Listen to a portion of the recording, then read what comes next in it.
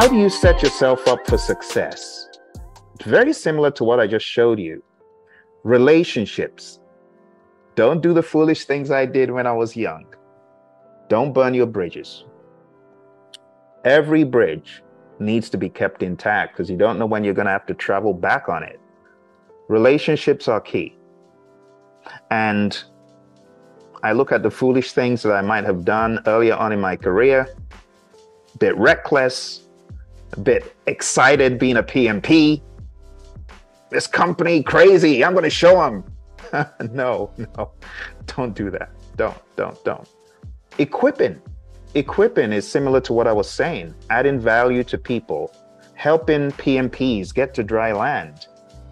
Attitude, a positive mental attitude.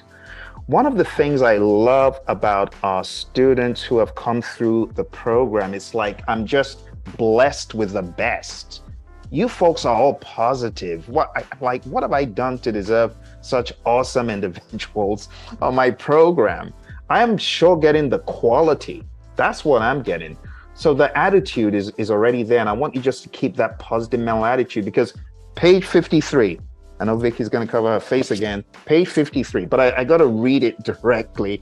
It says, research shows that successful project managers consistently and effectively use certain essential skills. Research reveals that the top 2% of project managers, as designated by their bosses and team members, this is not even them saying it, it's their bosses and team members. They distinguish themselves by demonstrating superior relationship. You see that word? Communication and leadership. And communication. I gotta say it, I gotta preach it, because a lot of people don't know. You see, a lot of people think it's all in the tools and the techniques and the Jiras and the Confluences and the rallies of this world, and that's not what it's about. It's not about the Microsoft projects. Don't get me wrong, I love these tools, but it ain't about that. All right? While displaying a positive attitude, and that is really what is going to help you become a real success. Moving on, what is the next best thing to do? Giving you PMI's infamous language from the exam. Like Taji's already said what she believes the next best thing to do is for her. I want everyone to dial in. Now, how do you get there? You got to do some of the things Roy and I have taught you, those of you that came on the Agile training. Number one, you got to prioritize using a prioritization matrix. So you got to create a matrix. For those of you that might have forgotten, we had a matrix that looked something like this. I'm going to draw it out. We had a matrix that looked like this. We had high risk and high value. And we said, those things aren't going away. You might as well start early with those. And then we have high value, low risk. And that could be the second thing to address before addressing low value, low risk. And as far as low value and high risk, we tell people to beware. There's some things that are just not even worth pursuing. Don't do it. So this could be a starting point for you to prioritize. High risk, high value. It has to be done. The value is high. Maybe the value is even ultra high.